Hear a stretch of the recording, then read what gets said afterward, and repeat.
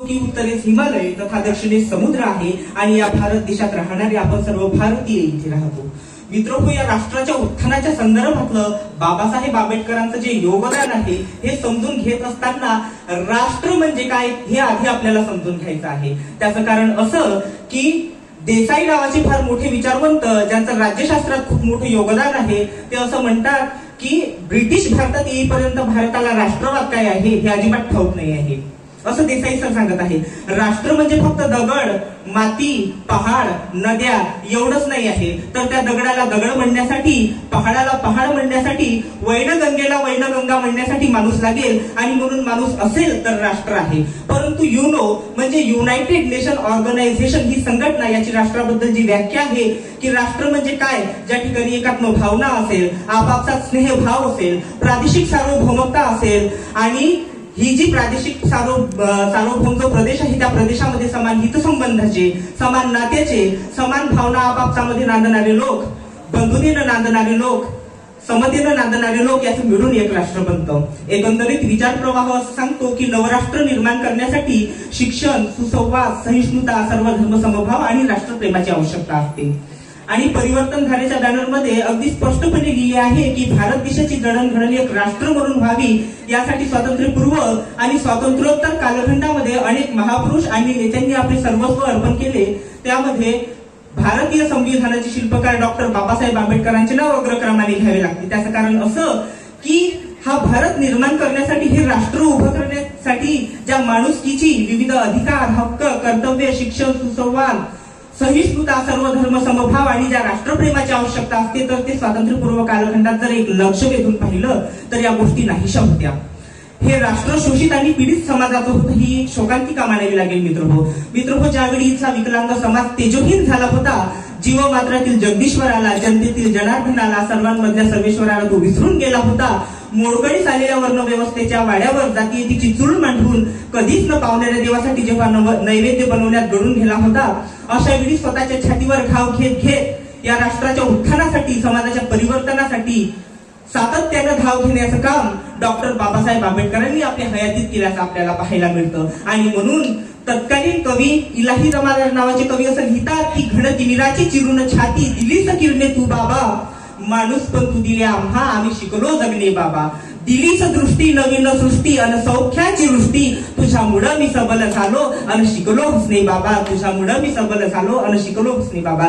मित्रहो, म्हणून कवी मयूर म्हणजे स्वतः मी एक पक्ती लिहितो की मित्रहो, राज्यघटना बनवली नसती तर हाती काही उरले नसते आणि विचार, आरक्षण, शिक्षण मनुवादी लोकांनी धुडकावून लावले असते. सेवा जवळून, आदर दुरून, ज्ञानातून हवे, शिका, संघटित व्हा आणि संघर्ष करा, उन्नतीचे मंत्र दिले नव्हे. अरे नशिबावर अवलंबून रिकामे राहण्यापेक्षा आपल्या मेहनतीवर विश्वास ठेवा, दुर्गुण शोधत बसू नका, सद्गुण जपत प्रगतीसाठी धावा, असे बाबासाहेबांनी तुम्हा आम्हाला सांगितले.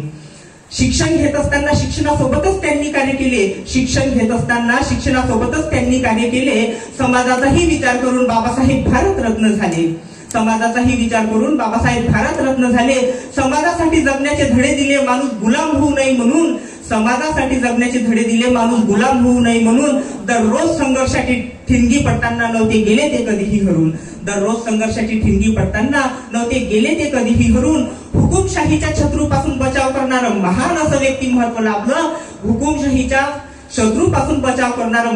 व्यक्तिमत्व लाभलं. बाबासाहेबांच्या अनमोल लेखणीच्या कार्यानं युगानुयुगे संविधानानं दिशाला सांभाळलं. तरी आज असं म्हटलं जातं की बाबासाहेबांनी आम्हाला काय दिलं, ही एक शोकांतिका मानावी लागेल. आज आपल्या देशाची वाटचाल म्हणजे धार्मिक आधारावर राष्ट्र निर्माण करण्याचे प्रयत्न चालू आहे. पण धर्माच्या आणि वंशश्रेष्ठत्वाच्या आधारावर ज्या ज्या राष्ट्रांनी, म्हणजे जगाच्या पाठीवर जे धार्मिक आणि वांशिक राष्ट्र आहे, जसं की पाकिस्तान, अफगाणिस्तान आणि बांगलादेश, या देशाचे अधःपतन झाले, ते लयाला आले हे आपल्याला दिसत आहे. आणि हाच प्रयत्न आज कुठेतरी आपल्या भारतात होत आहे. धर्माच्या नावावर शाळा महाविद्यालय चालत आहे, धर्माच्या नावावर राजनीती चालत आहे आणि इतकेच नव्हे तर धार्मिक दृष्ट्याच कायद्याची अंमलबजावणी देखील इथे होती आहे. आजचा युवक जो या देशाचं भवितव्य आहे तो आज स्वतःला कट्टर धर्माच्या विळख्यात झुकवून घेत आहे. पण एक गोष्ट कायम लक्षात असावी माझ्या शाहू फुले आंबेडकरांच्या विचारांच्या वारसदारांनो, की भारत एक असा बाग आहे ज्या बागेमध्ये वेगवेगळ्या जातीचे आणि वेगवेगळ्या धर्माचे फुलं उमलते. आपल्याला अशा व्यापाऱ्यांची आवश्यकता नाही आहे जे या फुलांना फांदीपासून विलग करतील, त्यांना तोडून टाकतील. आपल्याला अशा व्यापाऱ्यांच्या माड्यांची आवश्यकता आहे जे या फुलांना सुंदर प्रकारे सजवून बागेच्या सौंदर्यावर वृद्धी करतील. जो चंद्र करवा चौथचा अर्घ घेतो तोच चंद्र ईदचं दर्शन देखील देतो. चंद्राने कधी भेदभाव केला नाही, कारण त्याला मताची आवश्यकता नाही. जातीच्या समस्येचं फक्त एकच समाधान आहे की जेव्हा जेव्हा ते आपल्याला तोडायला येतील तेव्हा आपण तुटू नये. ज्या वर्तमानपत्रात द्वेषाचे विचार येतील ते वर्तमानपत्रच आपण वाचायचं सोडून दिलं तर वर्तमानपत्र आपोआपच सुधरून जातील. भारताची ओळख आहे शांती, आणि जेव्हा शांतीची रेषा मोठी होऊन जाते तेव्हा अशांतीचा प्रचार करणाऱ्यांचे प्रयत्न वाढीव येते. आपण अशांतीचा प्रचार करणाऱ्यांना वर्तमानपत्राच्या सुरतीत छापतो आणि जे शांतीदूत आहे त्यांचं जिक्र करणंच विसरून जातो. मोठी गोष्ट सांगण्यासाठी आवाजाचं मोठं असणं आवश्यक नाही माझ्या मित्रांनो. आपण जर आपल्या जातीला आणि धर्माला आपल्या घरापर्यंतच मर्यादित ठेवलं आणि भारतासाठी एक धर्मग्रंथ सुनिश्चित केला ते म्हणजे भारतीय संविधान, तर ना कोणाला भारत माता की जय बोलायला आपत्ती होईल, ना कोणाला वंदे मातरम म्हणायला आपत्ती होईल. तर एकदा या मूलमंत्राला सर्व सोबत म्हणूयात, हे न विचार करता की मी भारतीय आहे, मी हिंदू आहे, मी मुस्लिम आहे, मी उच्च जातीचा आहे, मी वरिष्ठ जातीचा आहे, मी भाजपाचा आहे, मी काँग्रेसचा आहे. एकदा सर्व भारतीय म्हणून सोबत बोलूयात, वंदे भारत माता की.